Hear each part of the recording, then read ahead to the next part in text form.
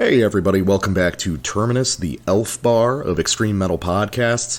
I am the death metal guy, aka Sarah Jezebel Deva, JOI recording. And I am the black metal guy, aka Remorseless Anvil of Plummeting Inhumation. How can the anvil plummet? It's for a Looney Tunes themed war metal band, or specifically a Bugs Bunny themed war metal band. And that's good. Yeah, that's my AKA. That's my pseudonym. Yeah. Powerful anti-Roadrunner energy, you know? No. It's, that wascally wabbit, he stole all my whiffs. I mean, oh man, now I really want to see Moyan art tackling, like classic Looney Tunes characters, but in his like goat fucking style. Elmer Fudd actually. Well, I'm sure Elmer Fudd would be particularly bestial in his style, you know. Mm-hmm. I mean, he's already got the shotgun, so you just give him all the bandoliers and stuff, but just leave his face completely the same. Wait, who was the artist you were saying? Chris Moyan. Chris Moyan. Oh, that's the Goatman guy. Yeah. Is that? Yeah, okay, I got it. I wasn't sure for a second, but yeah, you're talking about the one main war metal illustrator before Warhead. Yeah. Like any of those, goats with machine guns fucking nuns. You know? Mm-hmm. That's all. Yeah. Elmer would be brutal. Anyway, what Sarah Jezebel Deva, was she the singer of Cradle of Filth? She was the original female vocalist for Cradle, yeah. So I imagine that there would be a lot of people that would, buy, JOI videos from her, just for the voice. For a minute I forgot what a JOI video was, but then I remembered. Sure you did, Chief. Sure. And then I came. Well, here's something else that'll make you guys come. God, we've just been doing really vulgar. How do we get on this? Why is it all dirty jokes? My mother would be disappointed in me. My mom would too, but she's got so many other things to be disappointed in first. I don't know. We've you know what? We've grown up a lot over the course of the show, and I think this just indicates that we're becoming, more comfortable with our sexuality and our masculinity, and I think that's a healthy thing. And I think that we should impart that same sort of self-mastery to other men with autism. But anyway, here's something else that'll make you guys come. Following us on social media. You can follow me, the death metal guy, on Facebook at Terminus Podcast, or you can follow the black metal guy on Instagram at Terminus Extreme Metal. And if you're particularly dedicated, you can subscribe to us on Patreon or OnlyFans, where $5 and up gets you access to the Terminus Black Circle, where actually right now we're mostly just celebrating the birth of another Terminus child, of which there are a surprising number in the fan base. So congrats to our buddy for having his first son. So good for him. Yeah, congratulations, dude.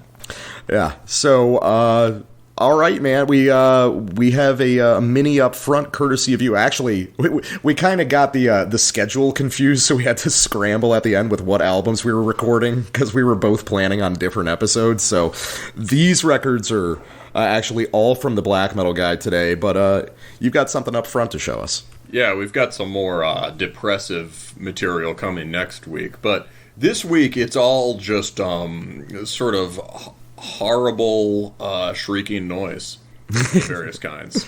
And we've got some bands in a range of genres, but I think you'll find they go pretty well together. So first off, the first time I've got off my ass to do a mini review in a minute. This is AVOWD Volume 1 by AVOWD on as an independent release. It should be noted that the name is spelled in all caps without an E. First constructive criticism to get out of the way. Not a good band name. Sounds like Christian rock. Yeah, it kind of does. Yeah, I think it's just the first demo. You can change the band name and no one will care. Is it supposed to be an acronym, maybe? Maybe, but yeah, I don't know. It's... Yeah, okay. Yeah. Well, okay, so the band name needs some work. However, the music is pretty cool, and very, I don't know, it's fairly whole cloth. It's an extremely professional debut release. How would I describe it? Well, the last band I heard of that had a name like that was LVTHN from one of the Low Countries back in the early 2010s. Do you remember them? The name, the Leviathan without vowels, strikes me as familiar, but I don't know if I ever listened to it. Yeah. It's no, it's not Leviathan. It's Leviathan. That they were. That was, I think, I really liked their initial releases or two because they were just like really horrid dissonance, but very directed. The music was pretty sort of like short, focused, punky songs with very strange skronk chords that you would be more common in Disso Black, or in I guess at the time just Orthodox is what it was. I sort of lost interest in it. Can't remember if that was fair or not, but they made a mark at the time. And I can't help but think this band name is sort of a reference to that, because the music is somewhat similar. The whole thing is 18 minutes long, and it's 4 tracks. So by black metal standards, these are quite condensed. And they rely on really hideous dissonance, often in the chords themselves. But instead of blending into this sort of like gauzy or just continually unpleasant skronk stuff, they're usually pretty clearly marked nasty shapes. And in a time when there are thousands of bands that specialize in these kinds of chords and trying to sound hideous, this sounds extremely hideous. In part because it's taking the guitar vocabulary that you get in the wake of DSO and the Orthodox bands and paring it down to extreme basics and to these like simple, clear-cut gestures. And it's delivered at very high intensity. It's very aggressive. And the record is also remarkable for its sound design.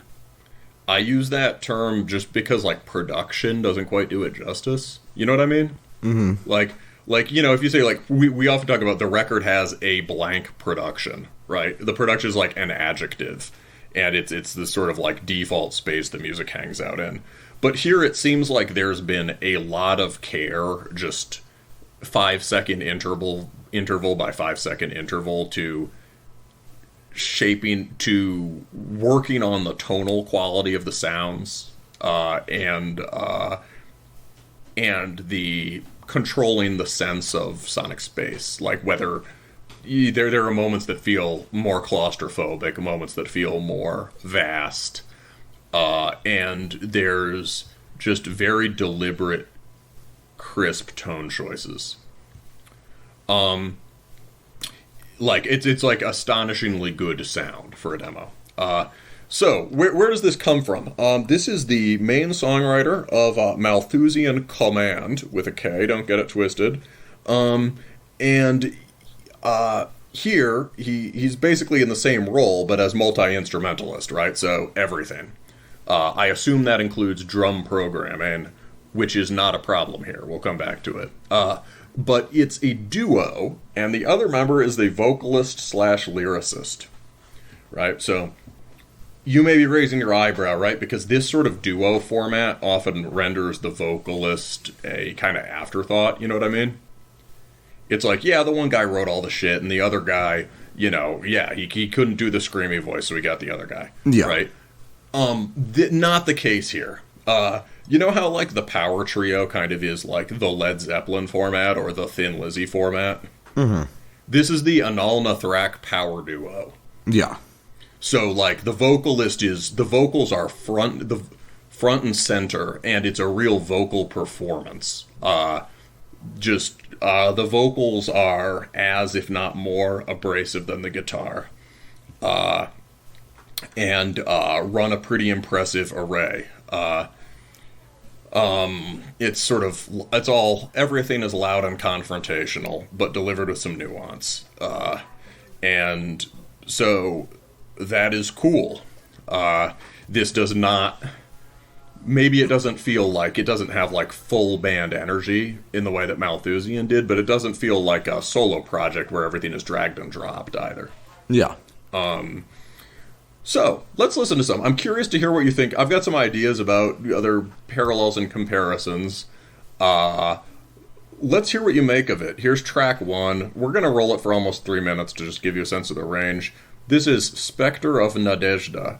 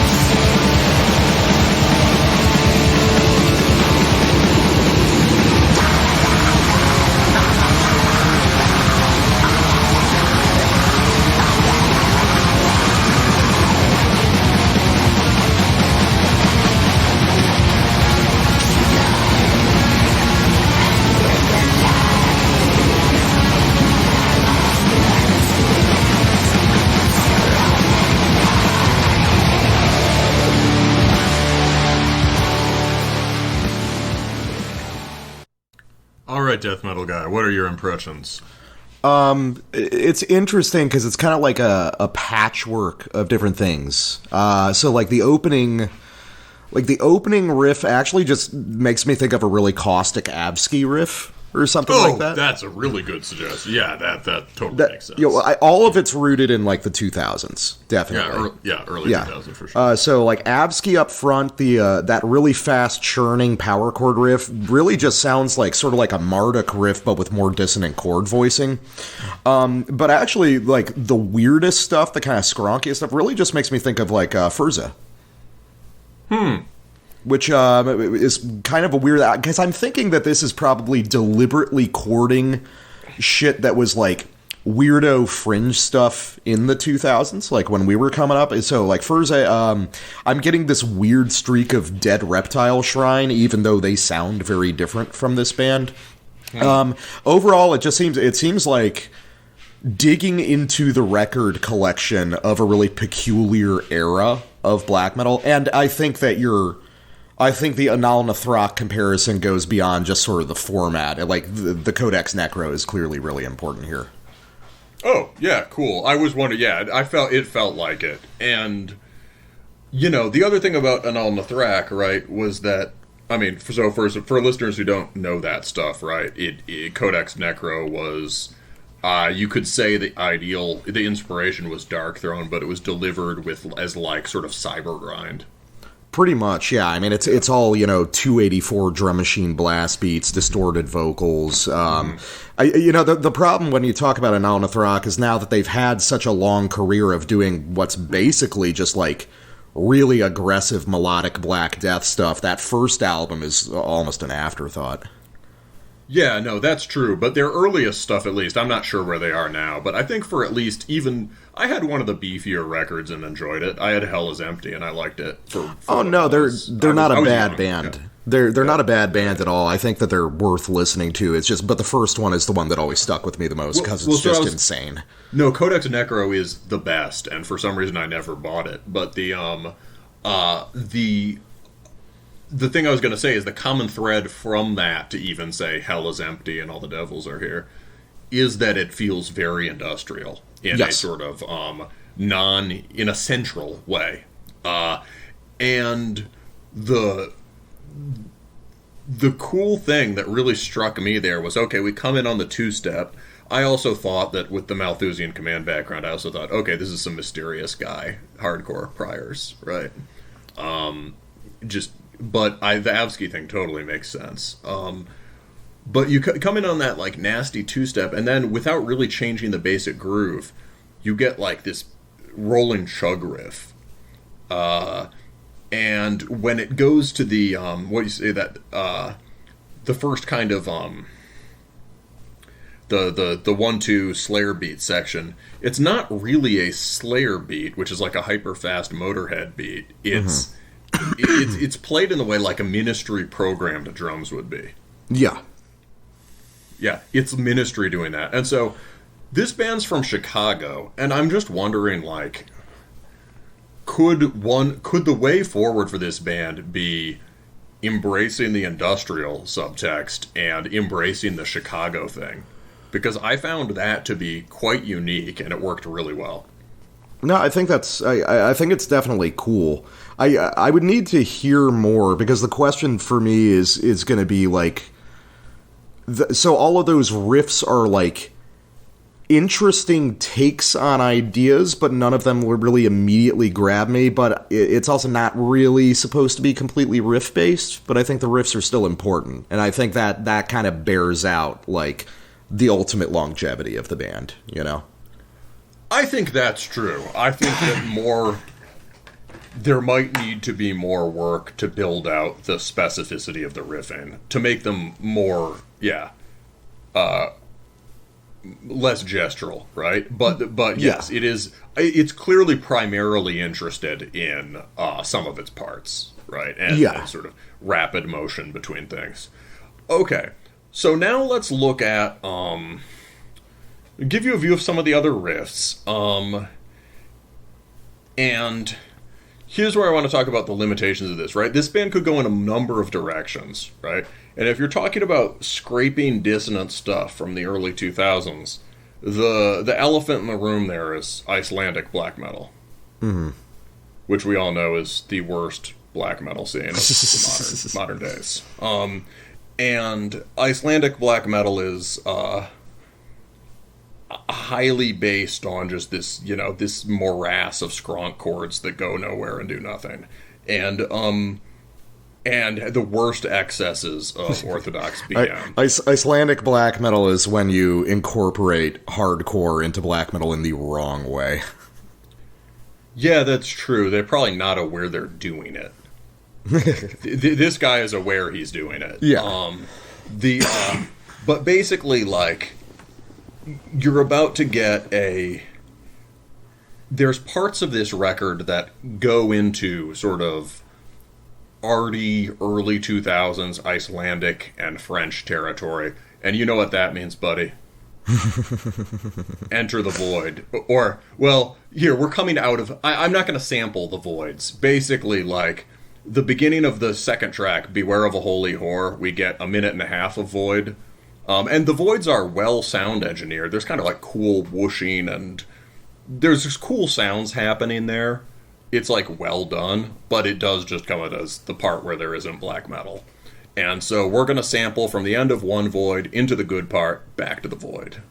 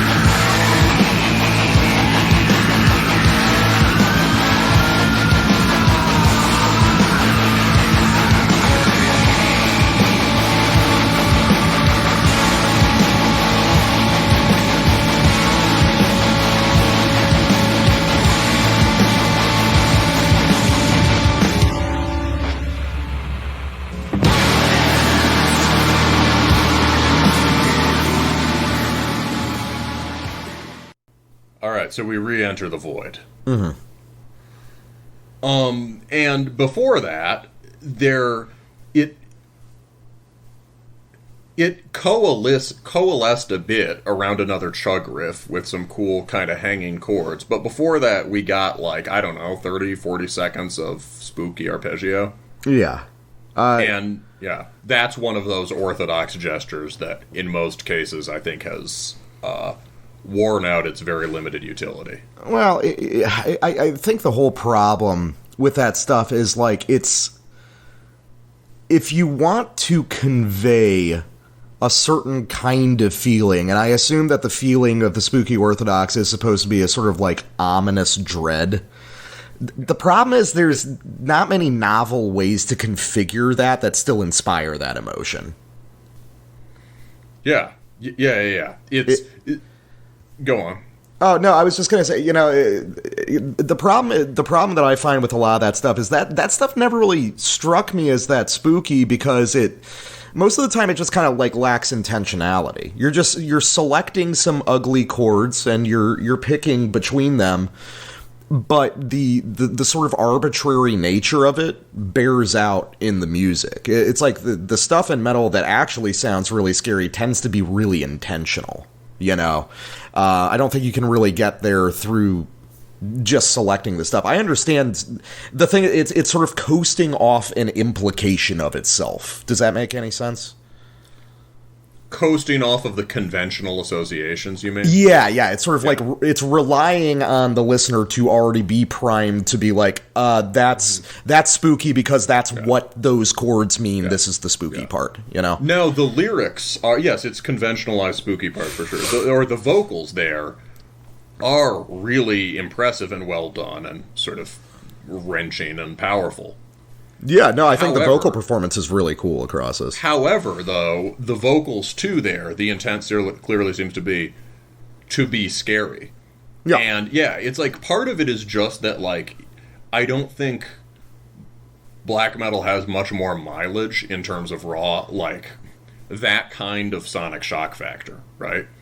And where the shock factor is coming in is stuff like Concrete Winds, or a couple of the bands we're going to cover next, right? Although even those aren't exactly shocking. Concrete Winds maybe, but like... Well, I mean, that kind of... It brings up an interesting question, which is something I've sort of talked to people about, which is like trying to make really dark, aggressive, hostile, terrifying music. That's like an admirable goal. But how do you execute that in a style of music that thrives off those things naturally? Like, I guess I get the feeling with a lot of bands that it's like you're sort of trying to scare a theoretical normie audience that wouldn't be listening to your stuff anyway. Yeah, it's like I think that's exactly right. It's like we gravitate towards these things, and so then parts that are meant intentionally to be scary, it's just like,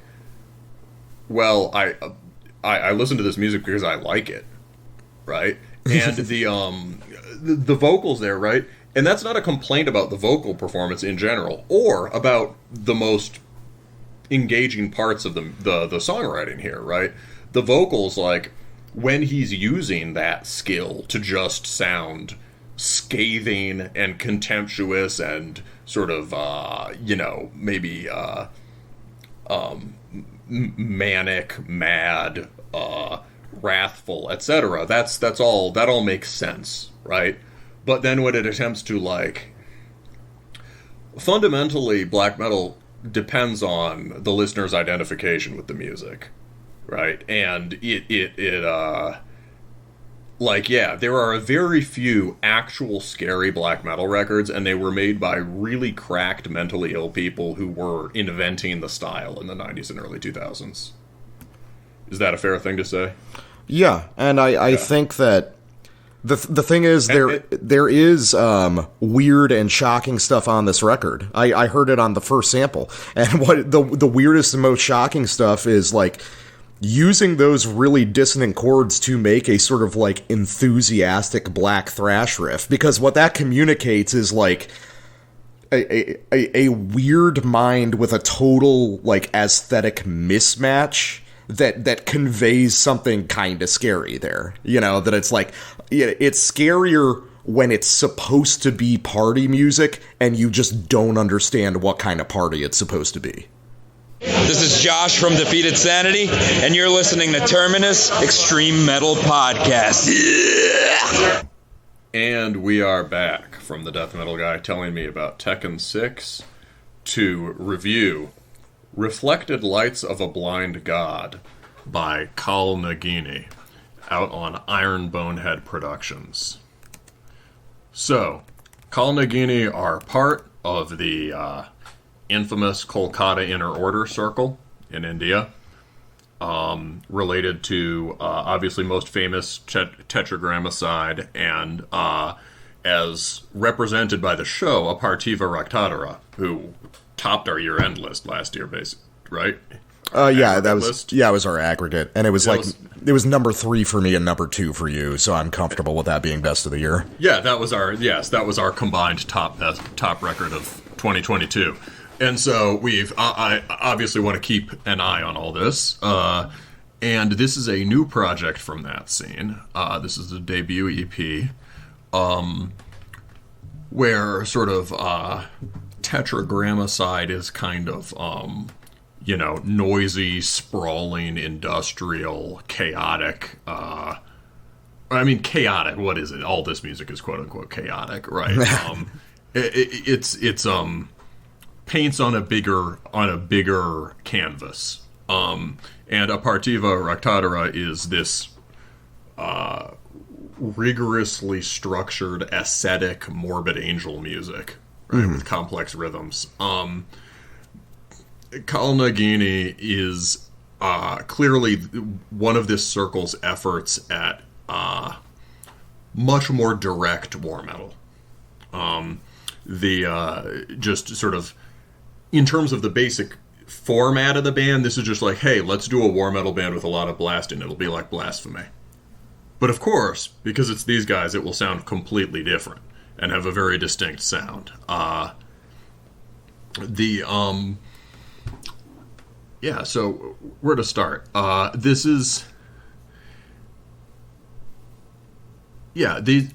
thing that sets this apart, basically, from, say, Blasphemy, Revenge, blah, blah, blah, or Archgoat, is that you'll hear a lot of the rhythmic and melodic techniques that are used in a more ornate way by Apartiva. So there's odd time signatures, the use of like long, elaborate multi-bar phrases with bars of different lengths, and all of that space used to create different kinds of melodies. And it's also proximate to other stuff we like on Terminus. I think you've mentioned that the most distinctive quality of this band is the tone. So, and I would say in a way the tone reminds me of a modern noise war metal version of Nidden Division 187. Yeah, I can see where you're getting that from, because Nidden has like a similar sort of wind tunnel effect. Mm-hmm. Just like the EQ is completely different. Nidden is like sort of piercingly thin, but with this like ghostly body of bass. This is really down-tuned, but there's a very strange guitar tone on this, in that it's very loud and overdriven in recording, but it doesn't seem to have like a tremendous amount of gain on it, which means that it's or maybe they're playing they're like playing guitars on the neck pickup setting or something. It's a little bit fuzzier and a little bit more warbling than you're used to hearing in extreme metal. But the effect that this gives alongside the way these guys write riffs is something really strange. Mm-hmm. Because, I mean, we can get into the meat of the music. So the bulk of the riffing on this record is like almost entirely chromatic. Like we're beyond just regular levels of dissonance. It's like totally atonal most of the time. On the first track, they play a minor sixth twice. It's very epic. Yeah, it's like, and that's it. The only times you'll get really full-fledged melodies are on kind of the slowest, doomiest parts, which happen occasionally. Oh wait, no, there are also a couple minor. Oh wait, no, I'm thinking of a different record. I'm thinking of the other record. Yep, there's just one. Yeah. Anyway, go on. So it's like it's almost entirely chromatic. It's very fast, and when combined with the weird guitar tone, you have this effect where the notes just kind of like swim in a really weird way. I described it in my notes as like it's almost like it's an analog synth more than it is a guitar. So that's really interesting and helps to elaborate on this like just hyper gorked esoteric atmosphere that they're going for. I think that it has limitations in a sense, but I mean, that's definitely like the most distinct feature of the record to me. They've landed on like a really novel combination of timbres that opens up a possibility space. Do you remember like hearing Blasphemy for the first time and finding it just sonically confusing? Yeah, that's me today. Yeah, okay, yes. I still am not the biggest Blasphemy fan. However, on Fallen Angel of Doom, right, there's something very unique, and you have to admit it's cool about the overall sound, both in terms of the tones and the writing. Oh, yeah, it is. It's cool and weird, definitely. Yes, it's genuinely like, it's very loud and very tough and very brutal, yes, but it's also sort of really cryptic and retiring. Like, it's hard to make out the shape of the riffs, and the riffs themselves are very oddly shaped. They are really sort of hideously chromatic and strangely timed in a lot of places, in a way that shows that they were listening to just death metal, but playing it with no rules. Right? that sort of obscurity is part of what makes blasphemy irreducible and difficult to imitate, right? If you go down the street humming a blasphemy riff, you're going to be missing something. And if you try to play blasphemy riffs on your guitar, you're going to be missing something. And over time, through the game of telephone, it's just going to end up sounding like Marduk, right? We've talked about this all the time. That it gets flattened out into like Norse core, basically. Yes, you end up writing riffs in quote like thrash metal minor, and it doesn't have any of the dissonance or any of the deeply alienating, queasy atmosphere, right? And this band seems to have, like, they're not directly trying to imitate the blasphemy sound at all, but they're, like, distilling something about what makes music like that special. It's or a sort of, like, big, burly power, but in this kind of inscrutable way. And so I think that is very cool. It's sort of, if you're interested in that feeling from war metal, then this gives you a lot of that feeling. Yeah, that's definitely fair. I mean, it definitely does take war metal back to a time where it was more confrontational, you know, where it wasn't just sort of an aesthetic rapper. A vast titanic body heaving in the depths, right? That's kind of the vibe here. Yeah. Speaking of which, I can play something. Yeah. Okay, so on top of all the big the bigger bands that we've made reference to, I feel like a really primary influence here is Antediluvian.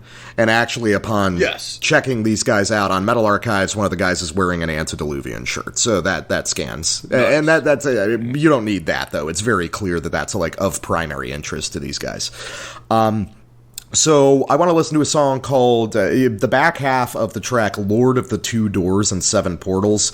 I think the last two songs on this record are stronger than the first two. I mean, this is just a short EP, but I think it definitely gets better as it goes. I think I agree.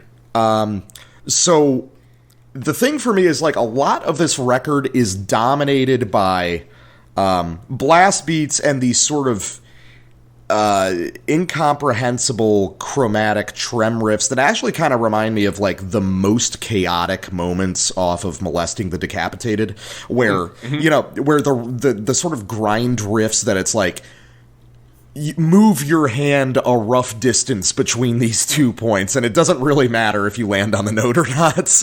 Yeah. I think you're totally right.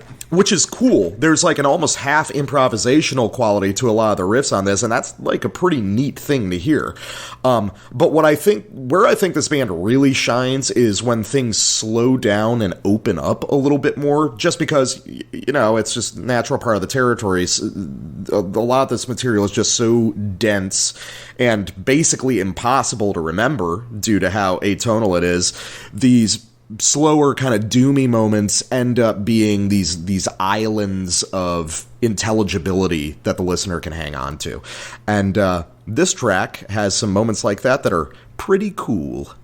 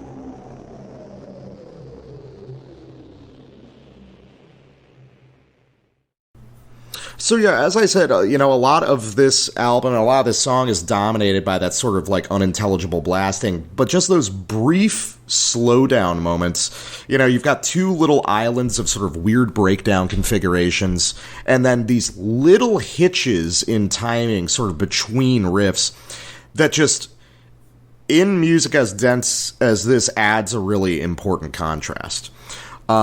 And I think that it just works really well here. The sort of swarming chromatic riffs are just like a little bit more memorable on this one for some reason. I just really like the execution.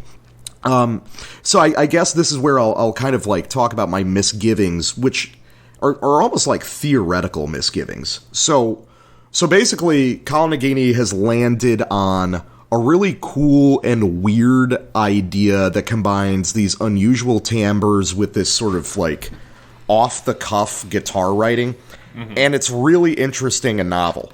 The question is it sustainable beyond like a 4-track EP? Because it's like, it's very cool, but even at, I mean, how long is this thing? This is like a 16-minute EP. A couple minutes before the end, it's starting to wear on me a little bit. It is really cool for what it is, but the question is like, how does this get elaborated upon for a full length? And so far, Kolkata Inner Order has never disappointed, because it seems like a lot of the projects begin, sort of roughly rotating around this more conventional war metal idea, but then more details are teased out. So like, that's a good point. Tetragrammaticide had, the early stuff is like very just like sort of straightforward but really cool war metal, and then it just becomes this like industrial noise nightmare on the full length. Apertiva starts with a pretty conventional war metal EP, and then just turns into formulas fatal to the flesh played at double speed. So it seems like this is a scene of guys who just really like war metal aesthetics, and that's where these projects always begin. But they're willing to surprise you. They're not overly committed to that. That's just a foundation to build off of. So my question with Kaal Nagini is, where do they go from here? And I think that a lot of it is just going to come down to more rhythmic variation, maybe something approaching, not even like melodic stuff, but stuff that's just regular dissonant and not like Schoenberg 12-tone shit.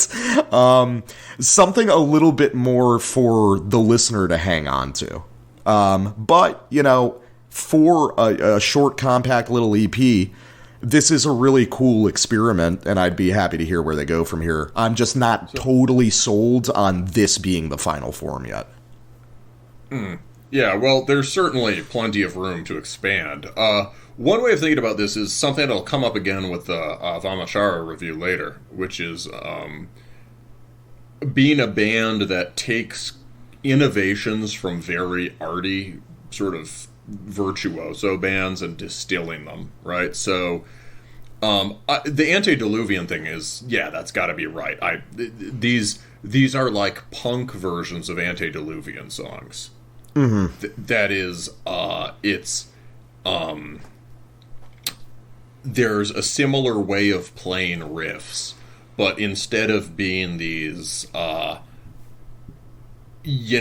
carefully plotted 20-note riffs extending over 16 bars or whatever, right?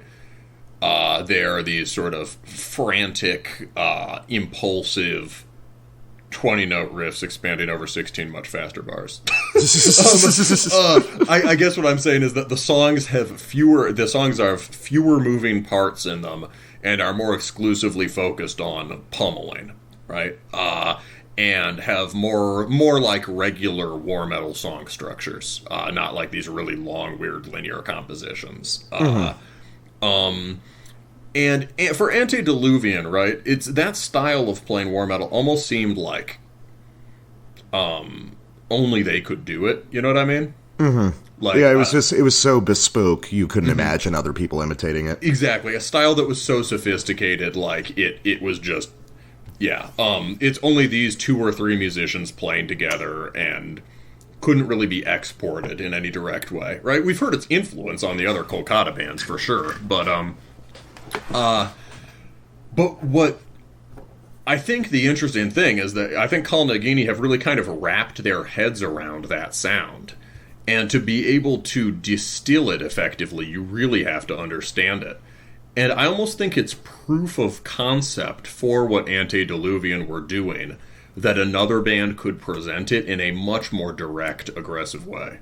Mm-hmm. I see where you're coming from. Yeah, it's like, not like they're not streamlining it or watering it down, but they're taking this, like, Baroque detailed art music and isolating the core gestures and delivering them one after another, right? And using them to make new kinds of basic attack riffs. Yeah, it's sort of just, it explains Antediluvian not as, this just, like, completely singular entity, but as a series of processes that can be explored further. Yeah, it shows that it has legs, that it bears fruit, and it means that, like, although these riffs do sound half improvised, the fact that they sound half improvised is part of what makes them, like, far better than, like, almost any other riffs played by bands doing kind of aggressive blasphemy, revenge, conqueror, war metal. Mm-hmm. You know what I mean? And some of those bands, like, these are, most of these are, like, power chords, right? And relative to bands doing sort of power chords or, like, deliberate, like, or, like, the power chord is a tritone and you're sliding it or whatever, right? Mm-hmm. Things like that. And playing this kind of simple bludgeoning stuff with riffs that have these bizarre forms and these sort of that are so intricate they seem to be spontaneous or whatever, like, that's a major development over just trying to throw a new interval into the Marduk riff. Yeah, I agree. Yeah. So let's go. So it's funny that you said you like the slow parts, right? Because, like, that part's not slow at all, but I think it says something about the record, right? They could do more slow stuff for sure. But I really like some of the fast parts, and I think here's my bid for the idea that's here's a section that I find extremely memorable that has some of the most minimal gestural riffing, but I think it's extremely memorable. And it introduces one of my themes for tonight, which is avant-garde South Asian bands finding new ways to play the same note over and over again.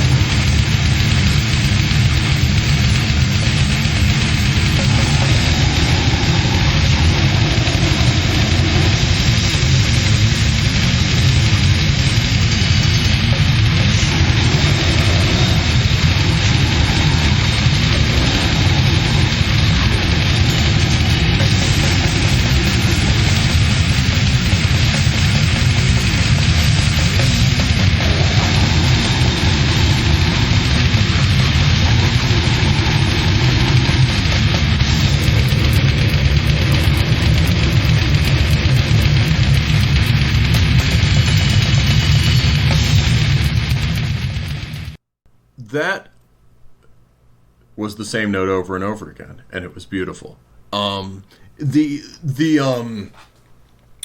Basically, I mean that seriously, right? It's a sign of an advance in extreme music technique, because the basic extreme metal riff is finding a way to play the same note over and over again. And when you can write new, stupid one-note riffs, that means that the building blocks of riffing are changing, and that there's real innovations happening, is what I would argue. So that part is very neat, and if you track the structure, there's a complex structure happening there. I mean, it works more like an Apartiva song than you might think. So you get this riff 1, which is just this like heavy downbeat kind of, and then you get riff 2, it starts getting aggressively chopped up into bars of like 4/16 notes or something. And that really strikes me as another, I think you're right about the, about the brutal death influence here. I think that's a thing it shares with all the Kolkata bands, and you get that sense of like the guitar tone is being chopped up into these segments in a really by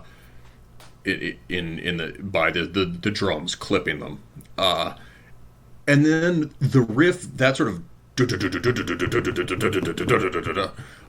that's a total like brutal death thing. Yes, that turns into another riff. That is, the notes change as it stays in the bars of 4, and then the new riff and then like halfway through you get like 2 repetitions of a new riff using the same rhythmic trope, and then we don't change out of 4/4 exactly, but like we change the level of subdivision or something, and suddenly you hear the new riff played at like twice the speed or something, and it's like riff 2 turns into riff 3, and riff 3 is this like escalating, almost you'd call sort of like shepherd's tone riff, just like rising tense chromaticism, and that happens. That happens in the middle of a sequence. That's like an Apartiva thing, where the riff, you can hear the riffs metamorphose in, and then you hit riff 4, and that sort of escalating riff turns into the riff it was going to be, which is the payoff, which is just like a crazed grindcore interrupter riff, right? It could have come off a Repulsion record or a Napalm Death record or something. And then they do this weird regression where it drops us back to the first riff, then the 4th riff, then the 3rd riff, then the 2nd riff, and so on until you lose track. But there's some careful structure there, and although these riffs are, playing with, just ideas of syncopating, using grace notes, and turnarounds to generate a sort of melodic color within this intensely homogeneous attack, right? They're using like elemental extreme metal technique, Slayer technique. The riffs have these unique winding shapes. I don't know. So I feel like whenever you're doing something new and it evokes the origin of extreme metal, you're doing something right. You put me in a dark, solitary cell. And to you, that's the end. To me, it's the beginning. It's a universe in there. There's a world in there. I'm free.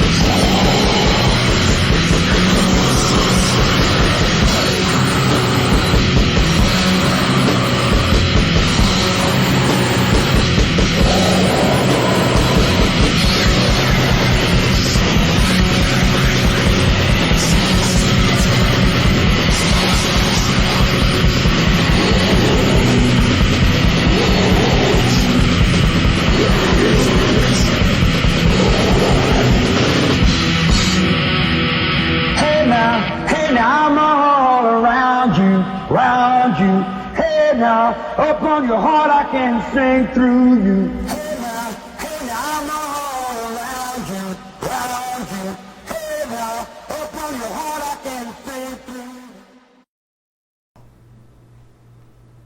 you. And we are back from reviewing Kaal Nagini from India to review Kaal Akuma from Bangladesh with their new record, or new EP, Turiya, out on Nuclear Winter Productions.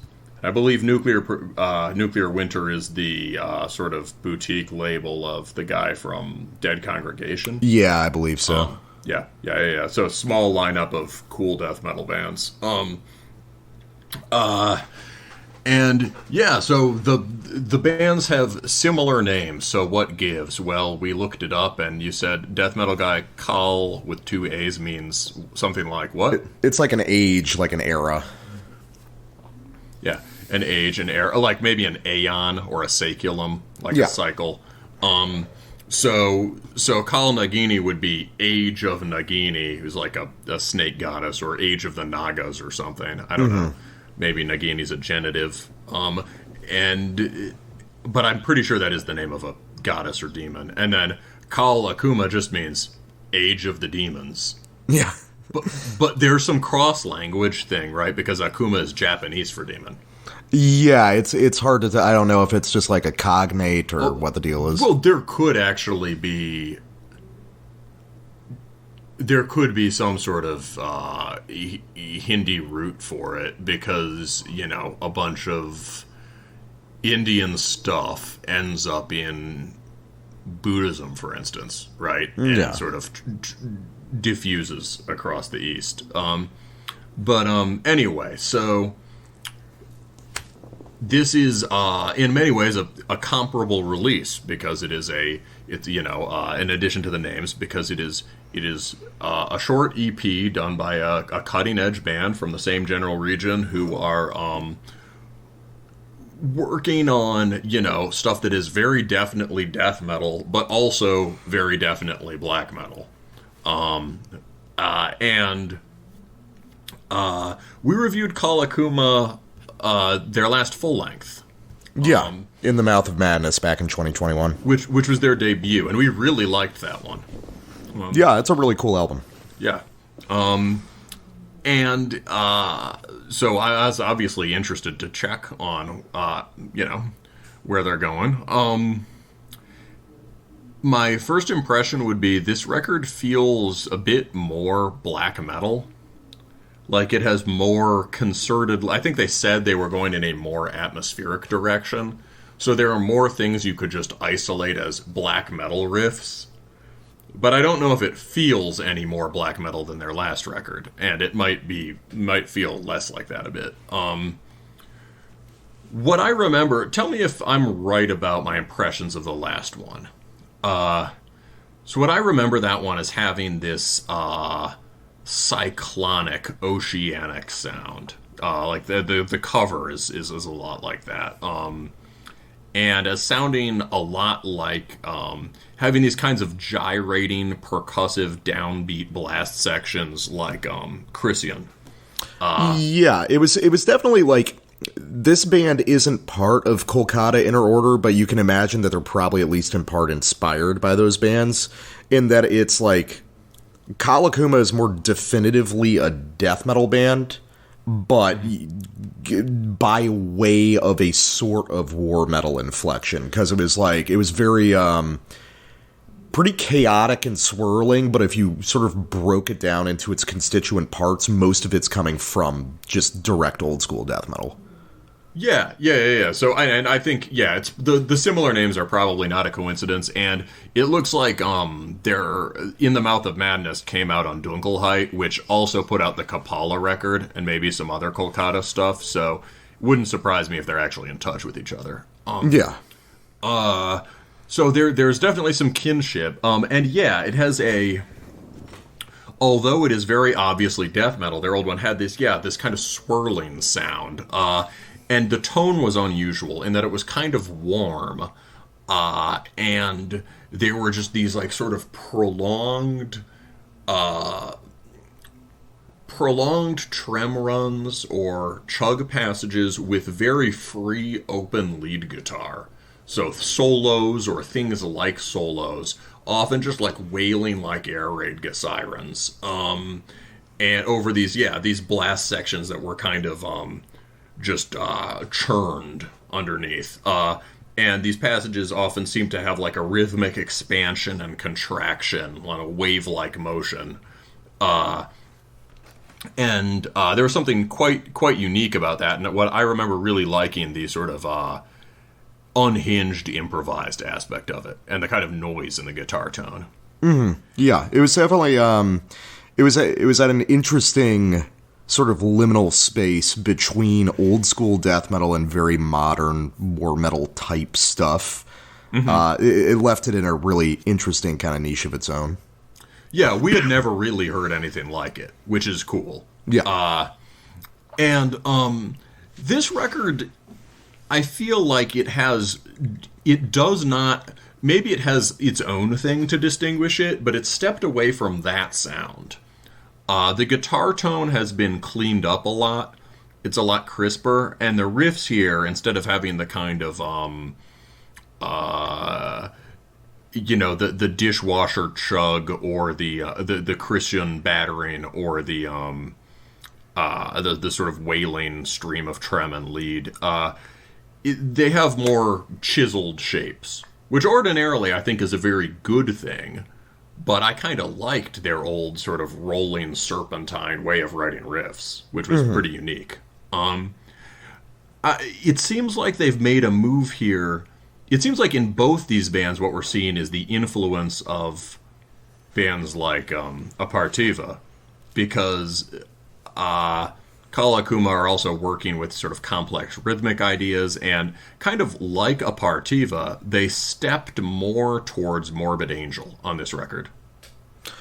Yeah, I mean, I hear that in a sense, but the thing that I immediately drew it closer to was Immolation, particularly like newer half of the discography, Immolation. Once you said it, that seemed, before the show we were talking, that seemed very plausible to me. That makes a lot of sense, and we'll have to talk about it more as we go through.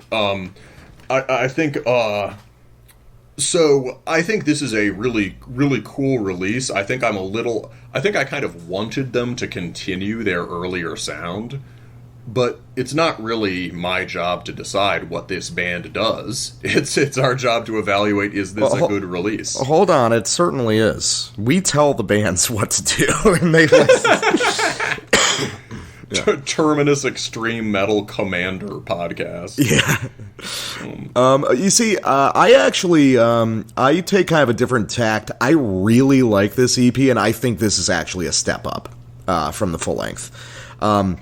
The full length was really cool and novel in the way that it constructed those sort of weird labyrinthine songs, but at the same time, I can't remember any of those songs. It had this sort of like remorseless and rigorous quality, but it sacrificed a lot of memorability. So it's a very cool album when I remember to listen to it. You know what I mean? It's true that I didn't listen to it a lot in that subsequent year, and that I had expected it. But that was because I'd associated it with a specific kind of mood, and I guess it just wasn't the vibe I was feeling. But it's a fair point that, like, maybe if there'd been something more about specific riffs that had grabbed me, maybe I would have come back to it. Yeah, I mean, that's kind of how I feel about it. And then this EP, on the other hand, is littered with, like, specific riffs to come back to, which I think is really cool. And I think that maybe what we're seeing here is... I mean, sort of like I was talking about the Kolkata bands, just in reverse, having done the full length, and it got a pretty good reception, and it was a really solid record. It still doesn't mean that the band can't change direction or iterate. And I appreciate the sort of free-flowing creative impulse we're seeing from a lot of bands from the subcontinent. Yeah, that's fair. So, Yeah, should we get into samples, or do we have any more up front we want to talk about? We can get into samples, because I think we're going to talk a lot about, like, individual choices in songwriting on this. Okay, well, my sample is, I'm just going to choose a part that, like, directly complements the part I sampled on the Kaal Nagini. That is a part that's centered on crushing, deliberately monotone downbeat blasting that I really like. But leading into it, you'll hear the end of a long passage of the infamous spooky arpeggio as it sort of escalates. But even as you listen to it again, I think I have some more time for this section than I did when I first heard it. So tell me what you think about what you guys think. We'll listen to this. Basically, we're starting off on a conspicuously black metal kind of orthodoxy gesture, and then shit's going to get very heavy again.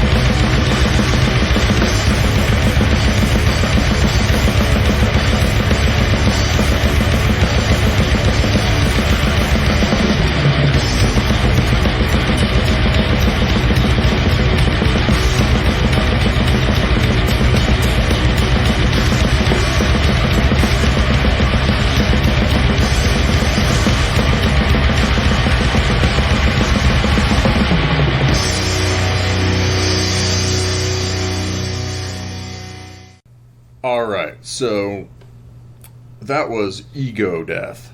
And that power chord part at the end was just 2 repetitions of one extremely long riff. Mm-hmm. Calling it a riff isn't maybe even the right thing. It's a structure or a sequence. It doesn't really operate on the time frame of the riff. Yeah. And they're really blocks of sound. Each one of those is like 8 measures long. Every note is held for 8 measures. It moves in complete symmetry, and there's we move from the root to a steep ascent, and then back to the root, and then to a narrower ascent. Very deliberate, very carefully paced, and it compares directly to that passage I sampled on the Kaal Nagini, which was, as I said, finding new ways to play the same note over and over again.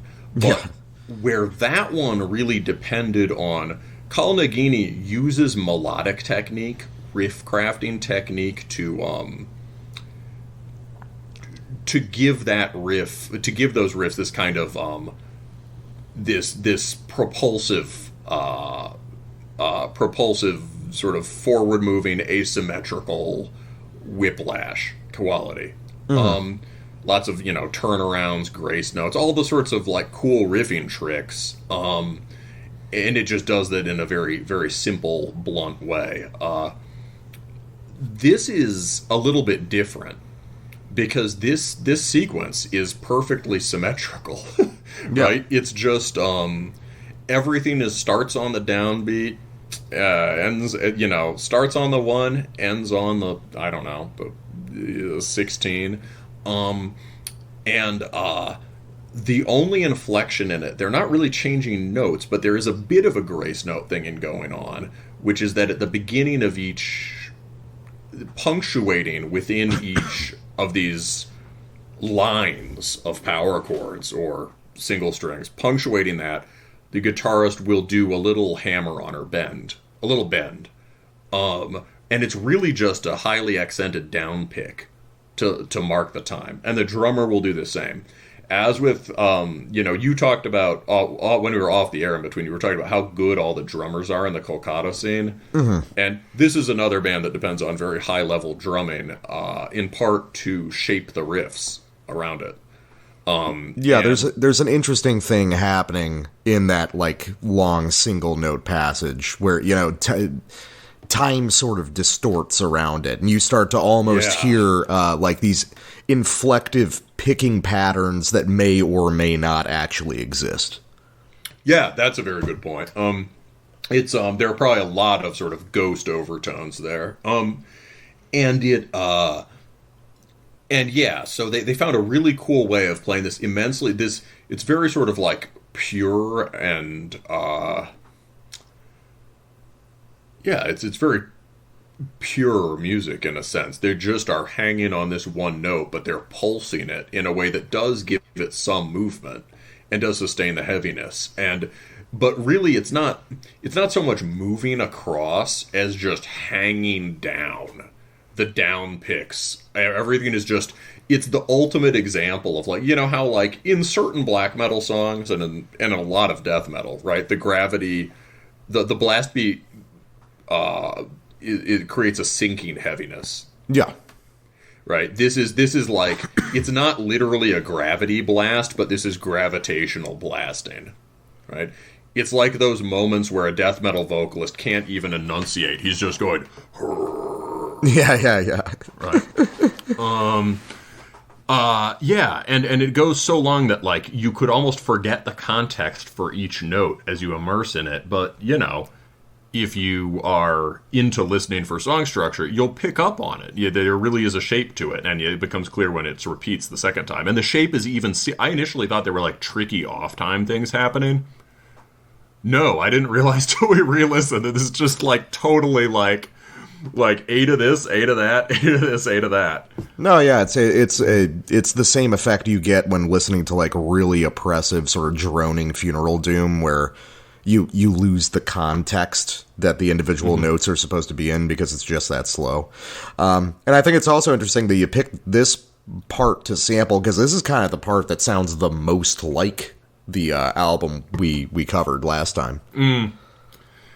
Yeah, and that's fair, and even the arpeggiated thing sounds kind of like that. I was going to say, like, we come out of a section that's a little more like, stock orthodox black metal picking, but there what you hear is that they take those ways of making arpeggios and really shape a eerie, free-flowing melody out of them in a way that seems a little bit different from the last record, but is pretty similar, and you've got that, like, clipped Christian blasting underneath it. Yeah, and I think when it comes to some of the sort of orthodoxy stuff on this record, I've got more time for it than I would usually, just because the context it's appearing in is so different. Oh, that's totally fair. Yes, that's totally fair. Yeah, I don't want to just become like I don't want to become like, I heard an arpeggio with dissonance in it, like I'm triggered.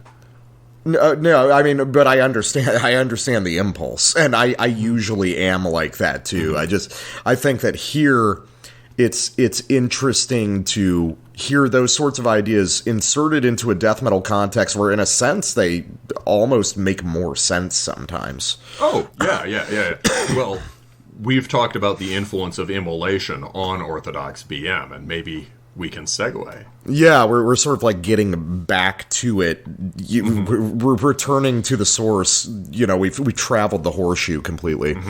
So, Tiyanak. It's the second song on this EP, and it's the shortest and most compact, but I think it's actually probably the best. I just want to listen to the first couple minutes just to show off some really extraordinary riffing. Like, I was pretty surprised when I heard some of these, because these are just like A-level modern Immolation riffs coming from a completely different band. But I'll talk about some aspects that make this immediately similar to Immolation after we listen to it. Listen to the guitarist and the way he kind of controls the notes in this much more deliberate way than you would most death metal bands, and I'll get into exactly how that works.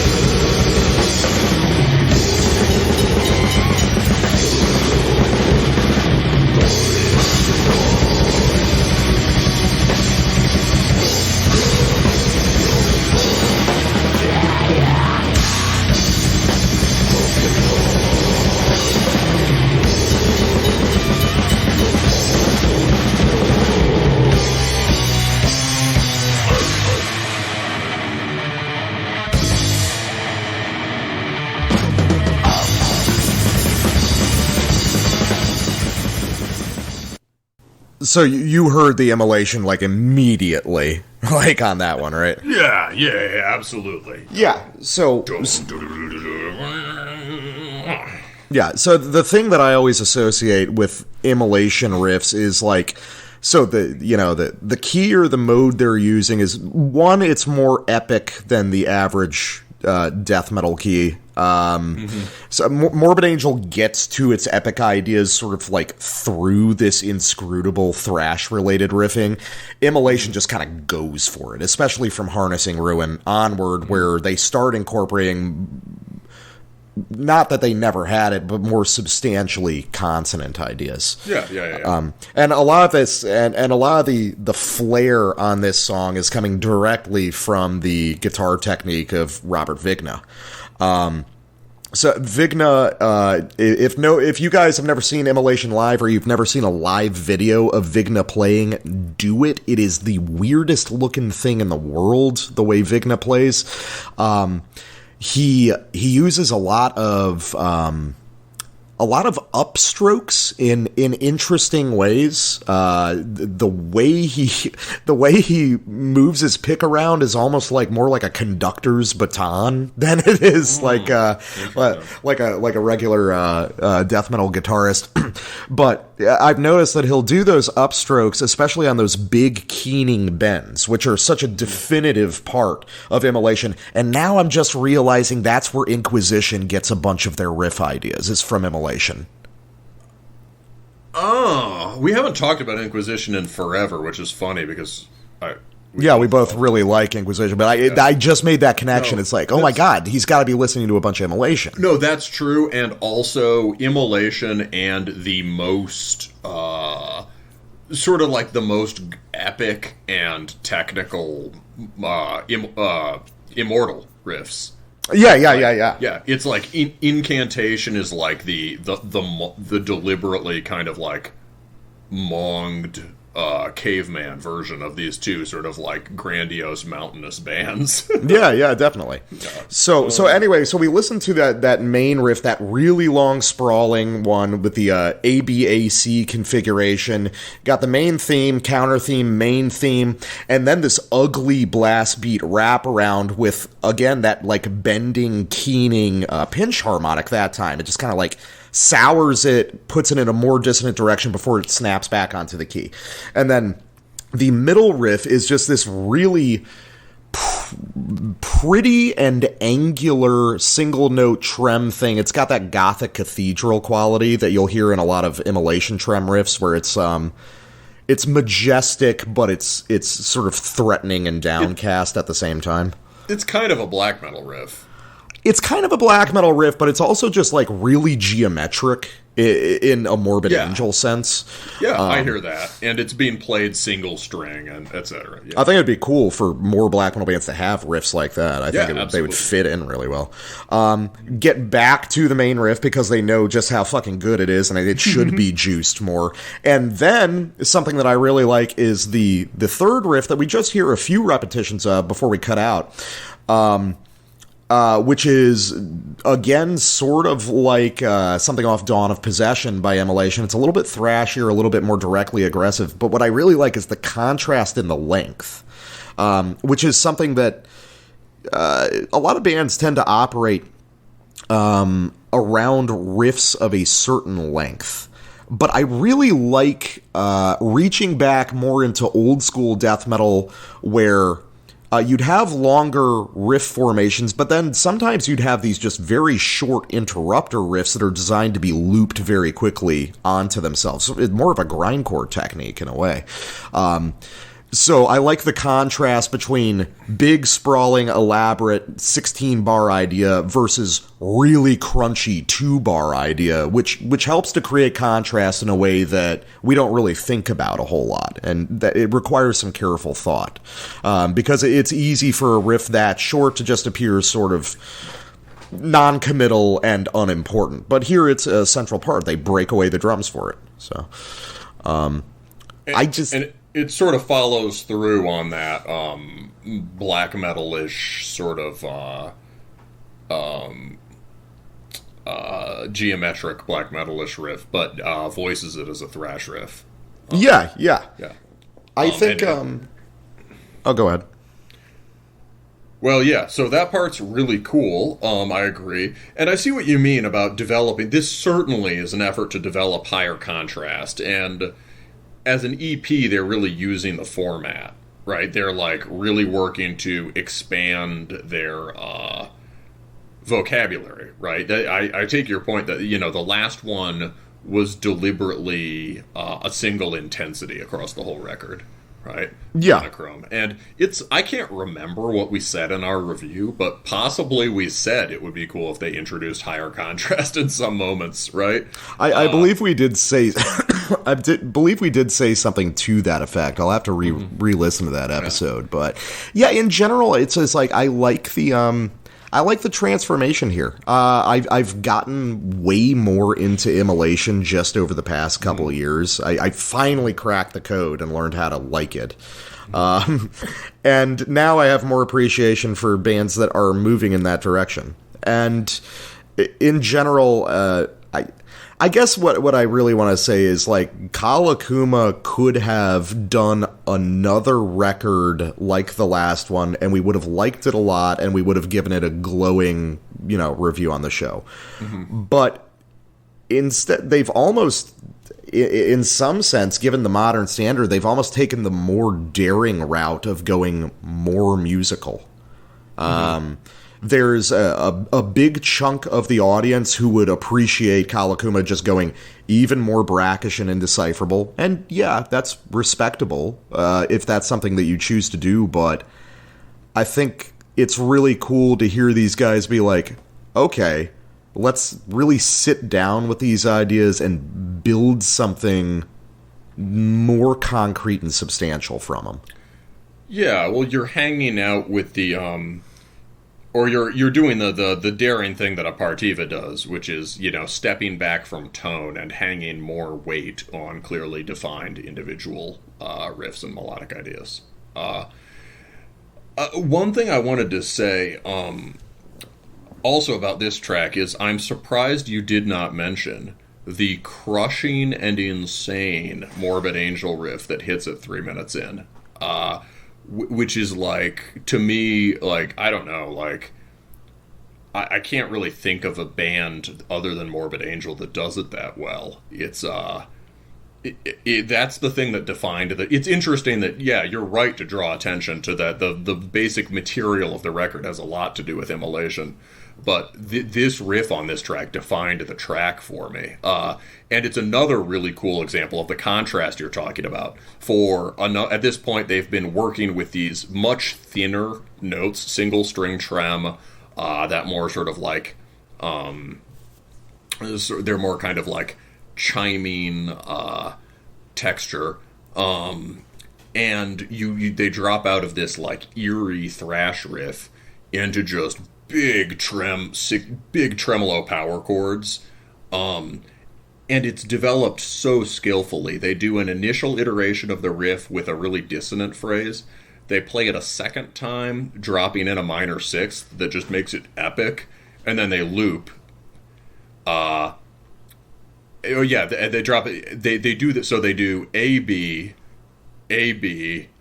and then they half the time of the riff and just do BB. And it's it's a good example. There's all sorts of other examples of them on the record working with, odd bar rhythm stuff. Like, you know, we should highlight also the bizarre, just prolonged escalation on Ignorance is Bliss. They are, they're certainly making the most of those out of those possibilities. And yeah, I don't know. I'm certainly excited to hear where they go from here.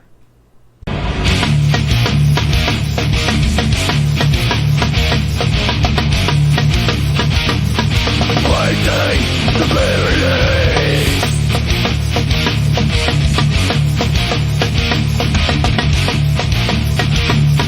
Waiting to be released.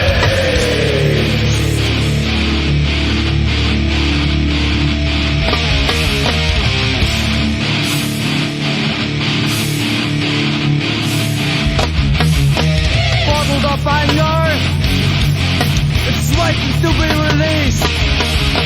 Every spark of fury can lighten and find no. Mankind is like a walking time bomb, seeking satisfaction in things they don't need.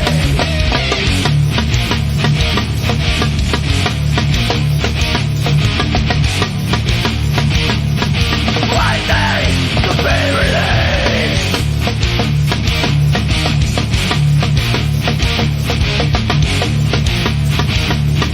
Waiting to be released, but what about identify the things we need? And what the satisfaction lies beyond your reach? Opening and swallowing our defeat. Our wounds will undertake, take them all my sword. Search for thunder that will be spared. There's a war out there, I will declare. Professing back another race is free. Frustration with the dangerous sky.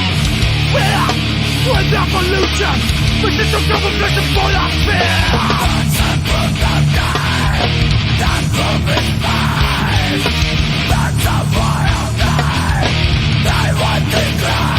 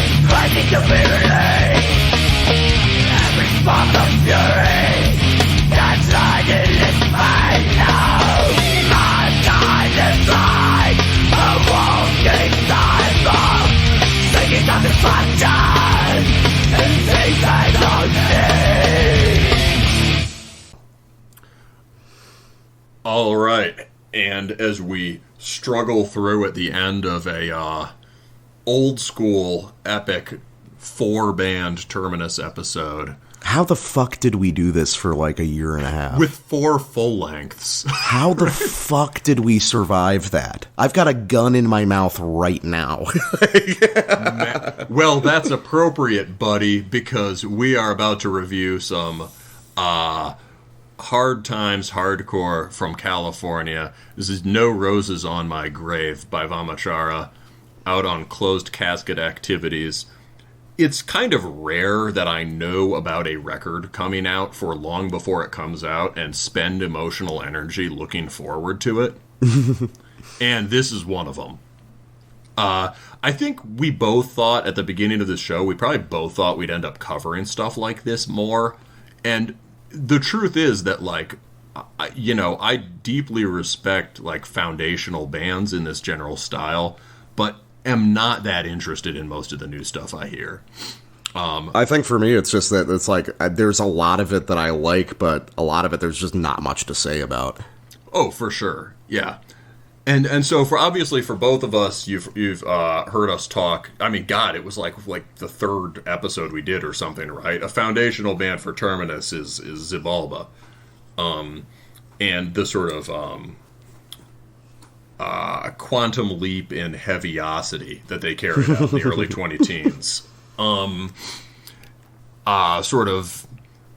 And what they were doing was drawing in technique and advanced production from the artiest reaches of hardcore and blending it with the most ignorant reptile brain impulses of beatdown that already existed, right?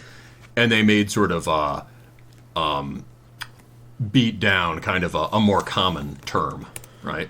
And they really, I think that's one of the central bands that really opened up beatdown to metalheads and vice versa. Oh, yeah, because they did they got signed to bigger labels and their 2nd and 3rd records became more metal, right? Yeah, they got more metallic over time. They were signed to Southern Lord, so they got a lot of exposure to metalheads that way. And I don't know, there's something... well, I've talked to some of the guys from Xibalba, and they are all, like, very serious extreme metal guys, as well as very serious hardcore guys, so... It bears out in the music just in very subtle ways that I couldn't really put my finger on. But, like, when you listen to Xibalba, it's like you feel like you're kind of listening to a metal band. No, that makes sense. I mean, like, certainly, like, Never Kneel, I guess, is my favorite track. I really just like the first one, and the EP before that are, like, Cold and whatever, right? But... I mean, I like the other stuff, too, but, like, the stuff I always come back to is the early stuff. And, obviously, we really like Daños in Inferno, which just has actual advanced Funeral Doom riffing on it. Yeah, it's really cool.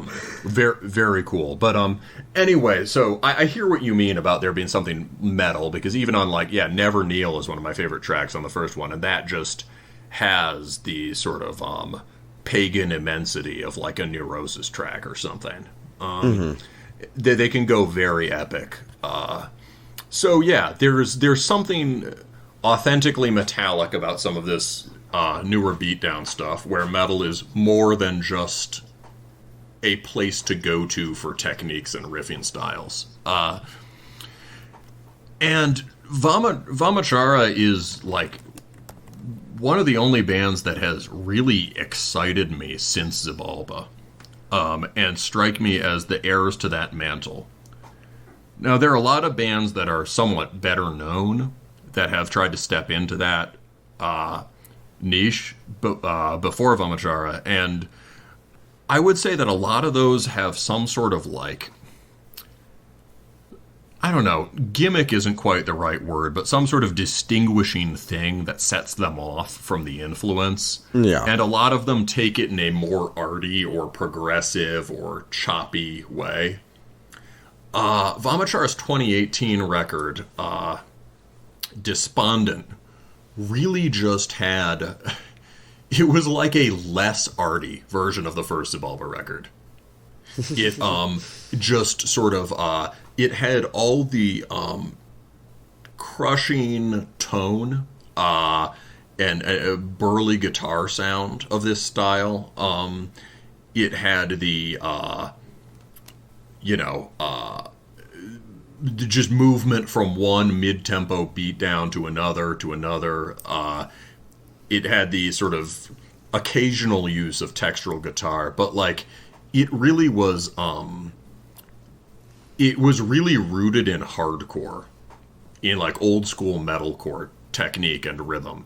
There were, two steps and things that really worked more like breakdowns than beatdowns. And it harkens back. Vamachara, I believe, are part of the Krishna core thing, or at least descended from it. I can't remember where I got that impression. Maybe just the esoteric Hindu name or something, but I'm pretty sure I read something about that at some point. Who knows? Maybe I'm, we're at some distance from the source here, so who knows? But it's taps into the Krishna core tradition for sure, and a lot of the ideas just go straight back to Cro-Mags, and in between that, things like Integrity, other NYHC bands, Marauder, and I just occurred to me right before we did this review. But when I was talking to my buddy the other day, and I said, "Oh, do you like Vamachara?" And he's like, "Oh, I think I know that band. Do you like Sanctioned?" And I was like, "Oh, Sanctioned's awesome, right?" And Sanctioned is like, sounds a little different, but people always say Sanctioned sounds like H8000, the Belgian stuff. And I think Vamachara does too, in a very different way. It sounds like the heaviest, burliest, most mosh-oriented 8000 stuff. So early Archangel, which Congress, and like even Deformity, which was really early deathcore.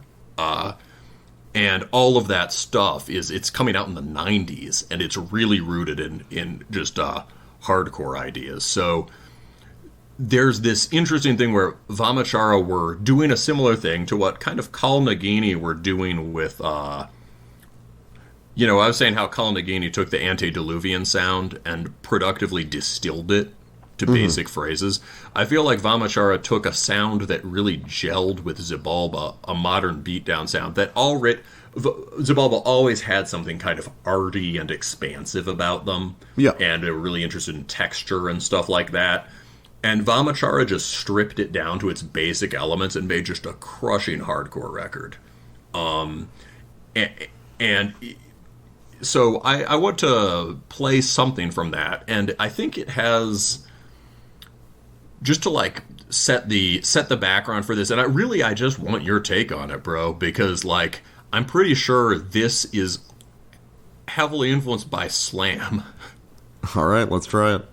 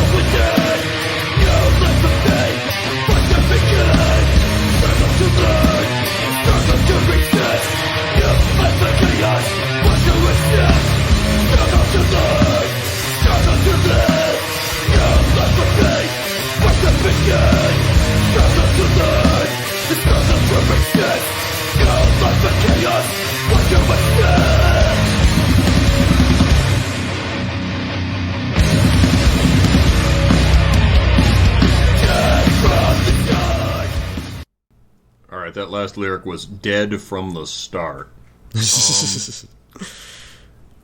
So yeah, you had some thoughts about this.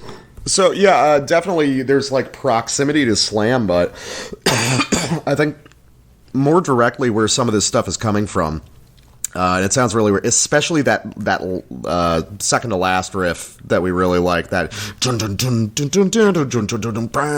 Yeah, I think that's coming from something that like is left field but totally makes sense, which is like nu metal era Slayer, like God Hates Us All Slayer. Whoa. Yeah, Whoa. yeah, where Kerry King started listening to Slipknot and shit. But if you listen to the opening track off that album, Disciple, which is actually like a really great song, the main riff in that has the same contours as that riff by Vamachara. You know, Disciple, it's faster with like a thrash triplet, but it's you know. No, that makes sense. Yeah, that's actually completely consistent with what hardcore people have been just into for the last 10 years. Yeah, totally. So that whole era of sort of metal bands teasing out nu metal and groove metal ideas to try to remain relevant, that would definitely connect with a lot of the same rhythmic ideas that were already happening in hardcore. That makes a lot of sense. But the thing the thing that seemed closest to slam to me was that right after that, just massive pinch harmonic squeal. When the breakdown hits, is like John.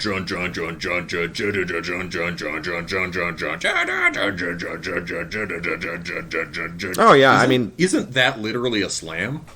Yeah, basically. I mean, slam has pretty fuzzy edges, but I think that counts as well as anything else. And they could be getting it directly from Slam Death. I mean, it wouldn't surprise me at all if Vamachara were listening to Slam Death. It's interesting. It's been very clear from the beginning that Vamachara listens to a lot of death metal, and I think that listening to death metal but as we've talked about, is like a thing that hardcore guys almost do by default now. Yeah, the boundaries, there's a whole subsections of the death metal scene that are clearly now just hardcore. Right, like, a lot of the maggot stomp bands just exist in the hardcore ecosystem. And conversely, bands like Vamachara and their buddies Momentum seem to be moving just in a spiritually much more metal direction and out of the hardcore ecosystem. Well, yeah, I mean, the riffing is... you can hear it in the riffing, which just becomes so much more elaborate in these more metal-inflected bands.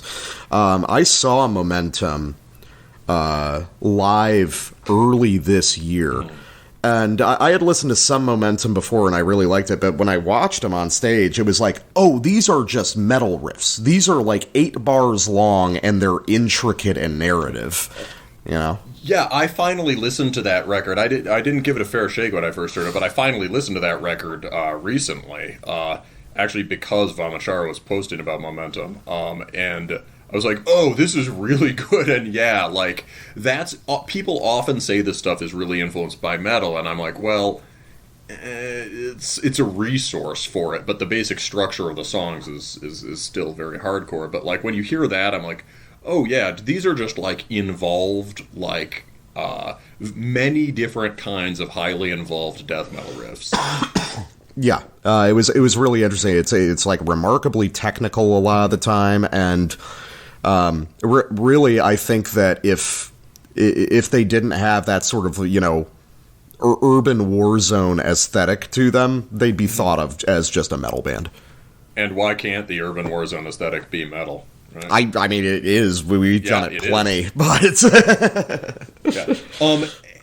Anyway, so yeah, maybe the distinguishing thing about Vamachara, then, is that there are very few things that you can isolate as a metal riff.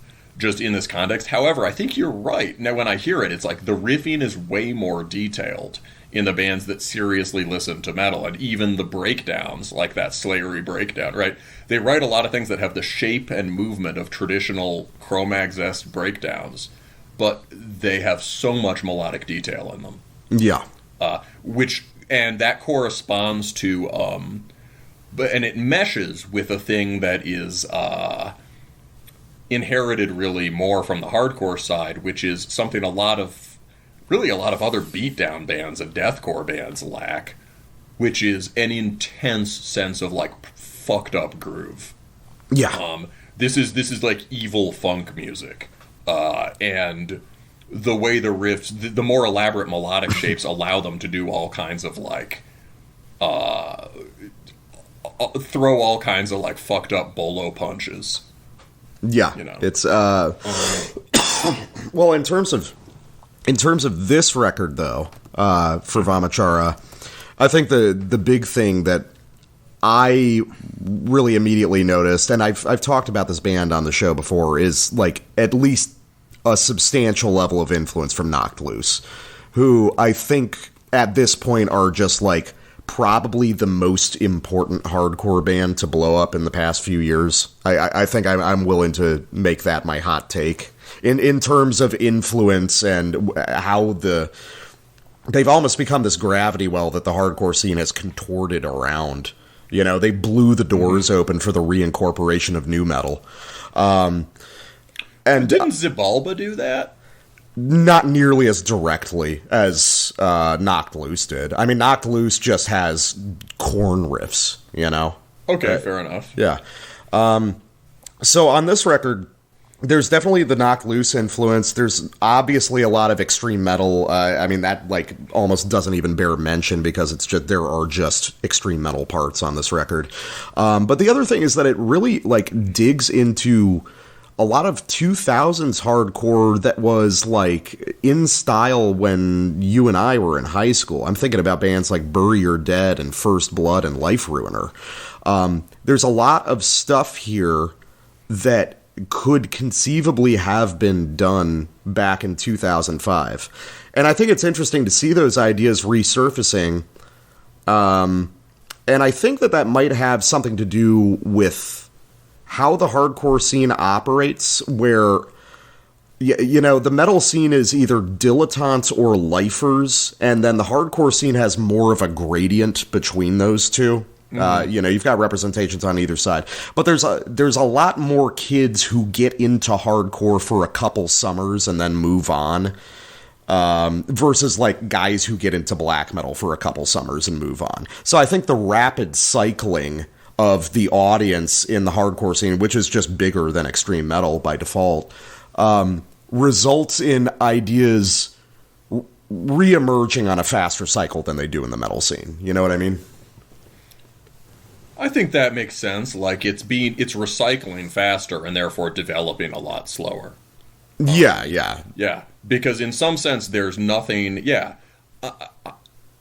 If you want to get, there's a lot of this has something very early 2000s about it, and a lot of it also, like, if it had come out in 2013 and someone had said, hey, this is the second Xibalba record, I just would have been like, hey, they sound really different. But you know what I mean? Like, it's not like the bands are anything close to identical. I'm just saying, like, in terms of the basic riffing and musical technology, hardcore moves slowly, and there has not been it feels like we've been in the same moment for a long time, but hearing a record this good come out now is proof that it was worth exploring.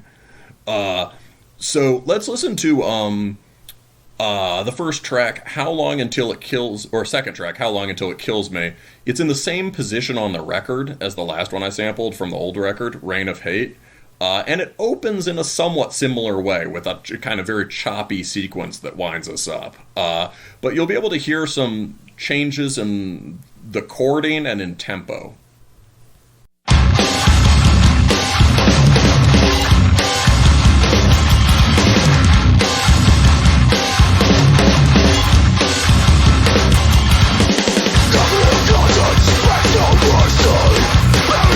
Close to you, touch on yourself.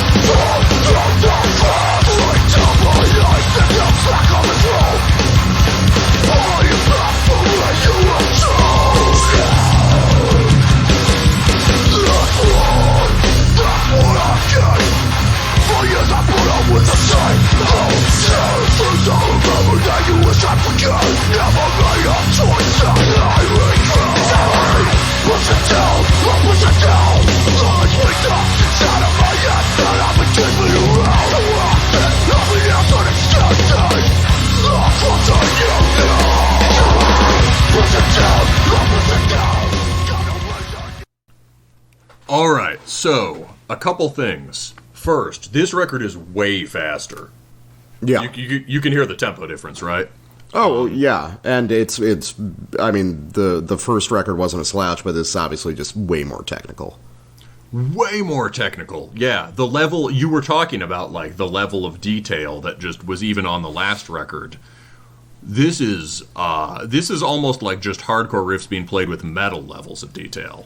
Well, yeah, and it was funny while I was listening to those super convoluted, open string breakdown arrangements that they have, and it got me thinking about how that's always been, like, especially when we were coming up, that was the hallmark of, like, metalcore bad, not real metal riff, and it's like, I think that those specific kinds of rhythmic frameworks really come more from metal. Those are elaborations on fast thrash gallops and shit.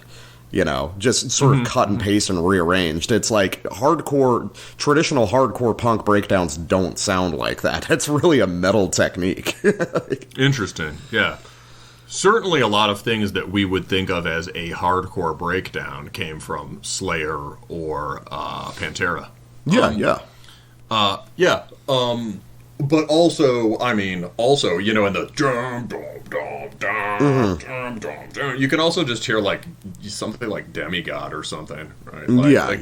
There's connections to other kinds of to deeper death metal and stuff too. Anyway, yeah, let's talk about the technique here. So, the opening riff has this kind of deliberately choppy wind-up feel, but it's not a slam. It's a thrash riff. The beat is simply a 1-2 thrash riff, but I cannot for the fucking life of me count it. I think that that opening riff, that really skronky one, is like a specific callback to... did you ever listen to Ion Dissonance? No. Yeah, so Ion Dissonance are Quebecois, like, techie hardcore band who are really a metal band secretly.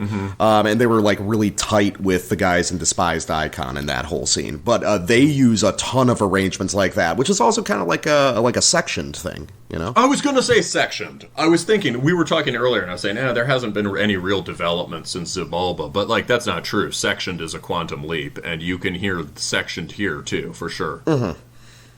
But would Ion Dissonance be one of the sources for sections, kind of? Yeah. Possibly. I could see section listening to Ion Dissonance. You'd probably get a kick out of Ion Dissonance if you can get past some of the like, fast stop-start meadly tapping stuff. I think you'd be into it, yeah. Well, I can use a little of that. Basically, the way that riff is written is insane. You can skank to the whole thing, right? It's not like it's a choppy tech riff, but every time the phrase loops around, it falls in a different point. And around 122, they play the same riff again, sped up. Yeah. It's nuts, and it's that kind of like... that's like an Apartiva thing, or like something that, Kaal Akuma and Kaal Nagini have done on both of their records. Hey, we've got a way simpler answer to this question. This is just a Meshuggah thing.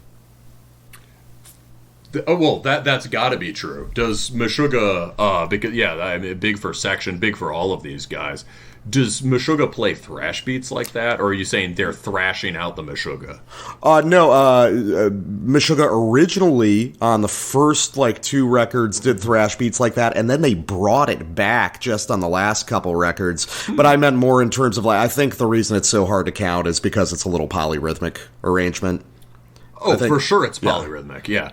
No, you're right that it's like Meshuggah. I'm just saying Meshuggah has to be like a huge influence here. I just think it's an interesting parallel to the advanced composition we hear in like Indian war metal. Yeah, definitely. In that it is both sophisticated off-time stuff that is direct and non-masturbatory and riffs.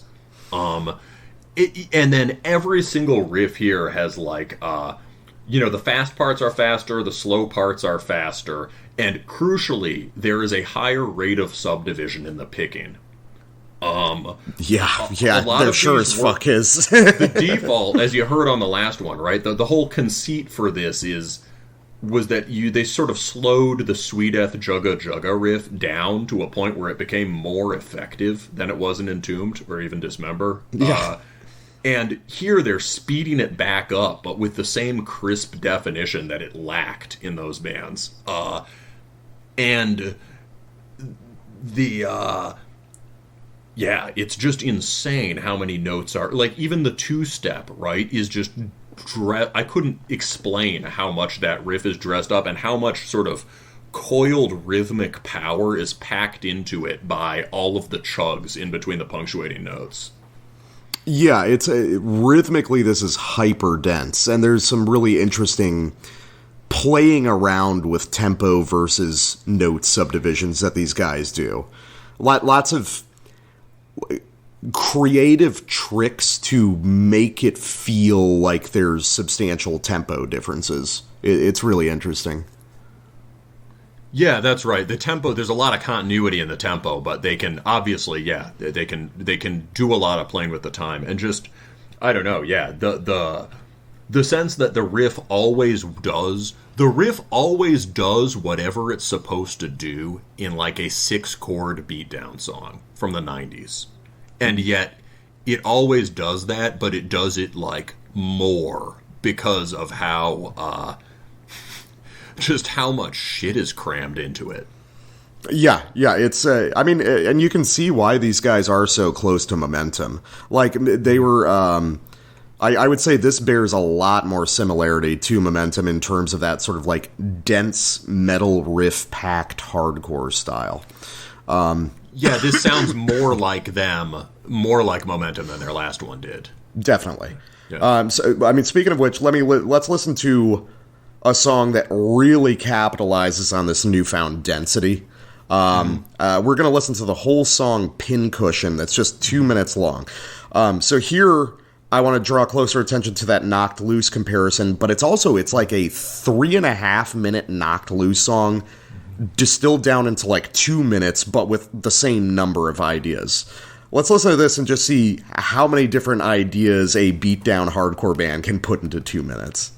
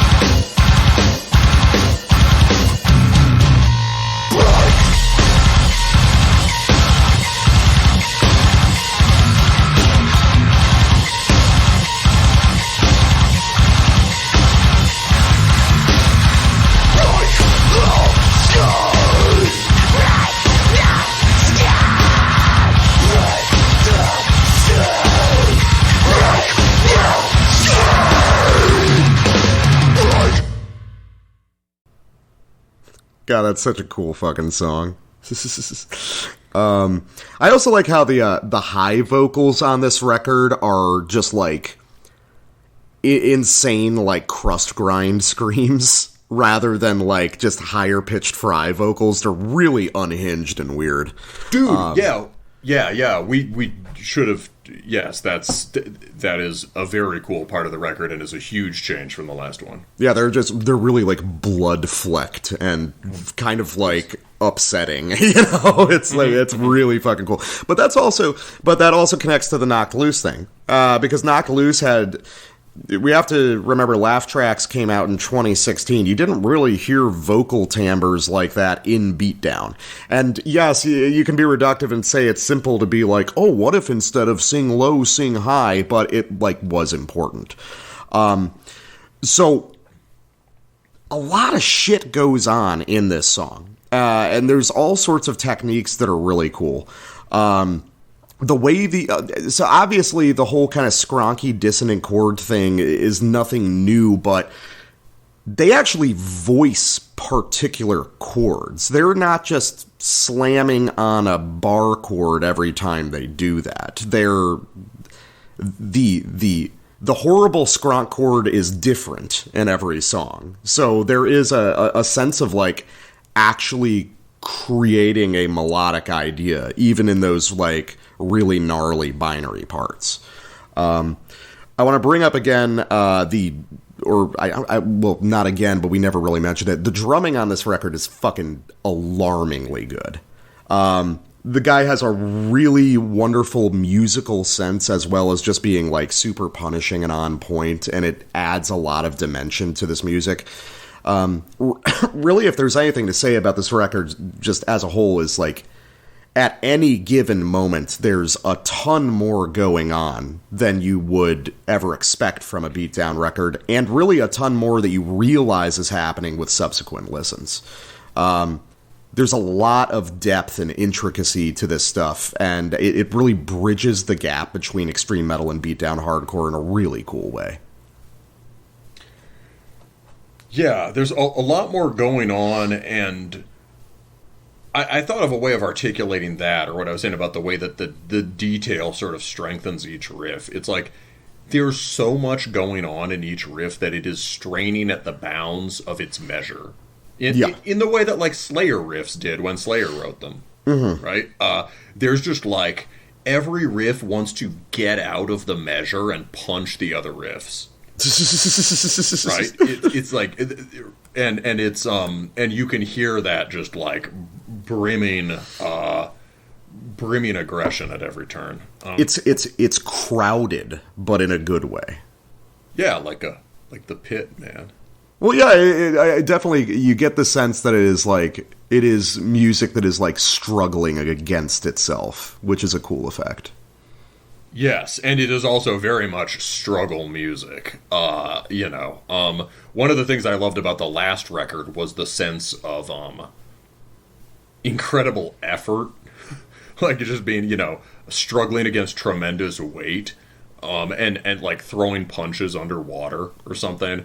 And this record is like, this record, honestly, that's a significant change. The last record felt like hard time struggle music. This record is just like a tyrannical tour de force. Well, yeah, and it's also kind of like it's kind of skitzed out, too, which is a cool vibe for a beatdown record. But it's not like conspicuous, it's not like Still Bloom or something, or Chamber or whatever, where these Still Bloom, of course, is more nu metal, more deliberately like more deliberately trench coat, right? Yeah, definitely. And or a band like, if I remember it right, Chamber is a lot more mathy or proggy in general. This just this feels very schizo while still doing what it says on the tin. An interesting thing you said about the changing the interrupter chords. I sort of have the opposite take, but maybe they go together. The thing you said was they change the interrupter chord each song. And that's like, I feel like if you listen, this transitions to the next one, honestly. The other big influence here, which is behind a lot of the bands we've mentioned, is Converge. Yeah. And this really, Converge was kind of an oblique influence on the kinds of tones and chords you would get in something like Xibalba. But this is almost like just like can we write Jane Doe in our own way, which is, cool. Yeah, well, I mean, at this point, whenever I hear something like this, I feel like the Converge thing just, like, goes without saying. Yeah, it sort of goes without saying, but an important point of comparison is Converge and other bands that are more overtly screamo influenced, or post-hardcore or whatever, will, like, write whole kind of choppy riffs with these disharmonic phrases in them, and they'll be doing more shaping of these chords. Here, the skronk chord works as like an interrupter chord, and they'll return to the same 1 or 2 or 3 chords over the course of a song. Like in the half, like 2/3 through Pincushion, the one we just sampled. There was a riff that just went.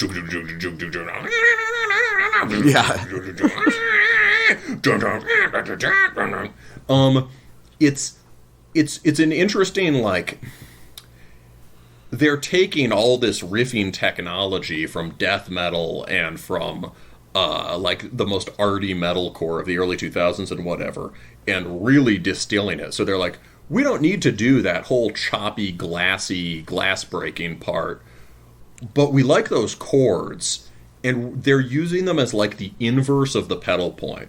Mm-hmm. It's like they have the chug, they have the skronk chord, and then there's a bunch of other riffing action that happens with power chords and other shapes in between those. But it sets them like a ground floor and a ceiling, and they can almost get and instead of like resolving the chords, you get a payoff feeling because the chords just drop back into the chug. Yeah. So there's something kind of cool about that. Let's listen to Anathema. And you'll hear some of the more convergy side of the band here. And we're going to start off with some D-beat, and then into material that's way more out there. You could think about simplified versions of the riffs on Concubine or Fault and Fracture or something.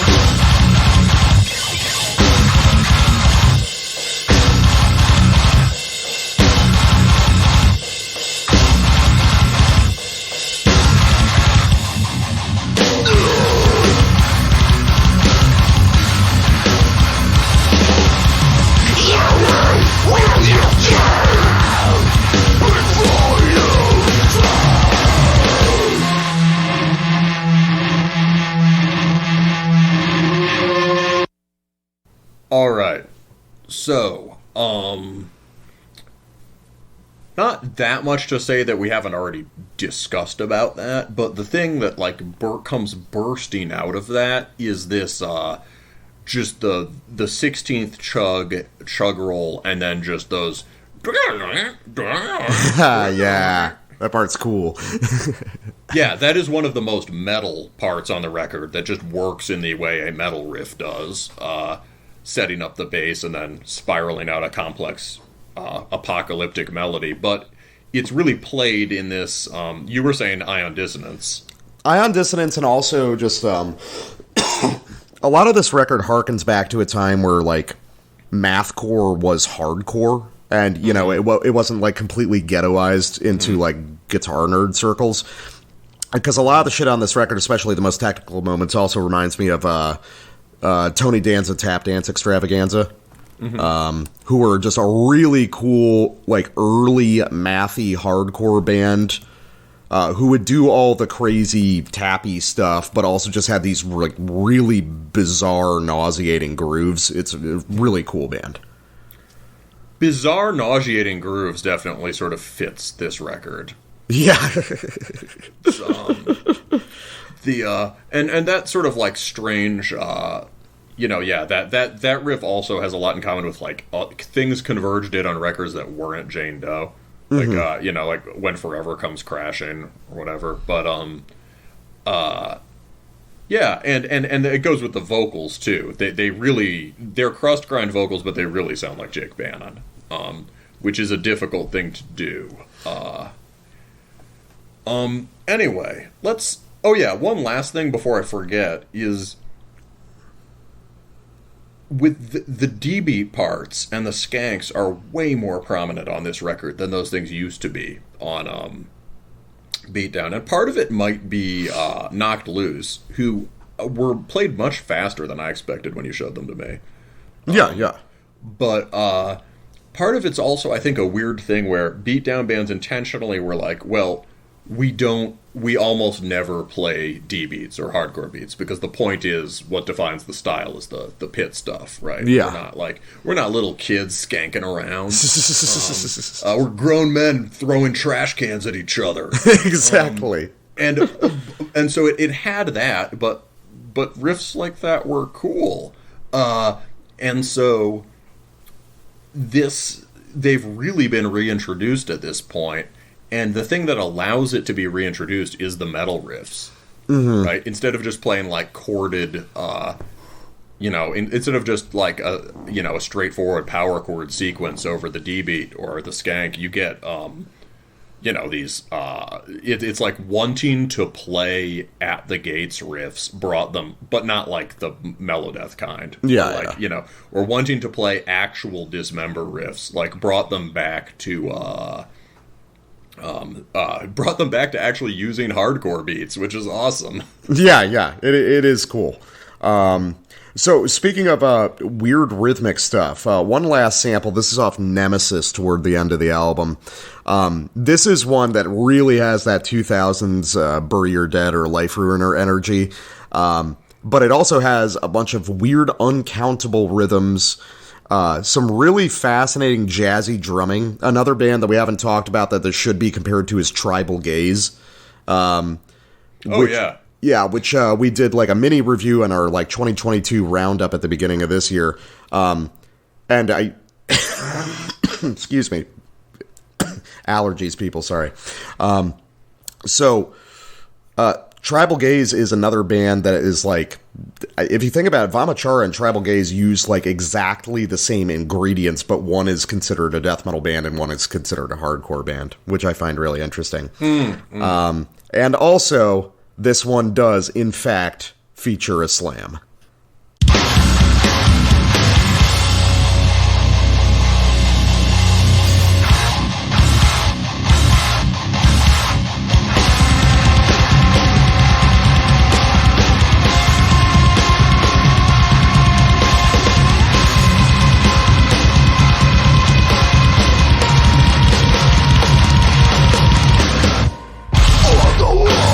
Try to take, urge of choice.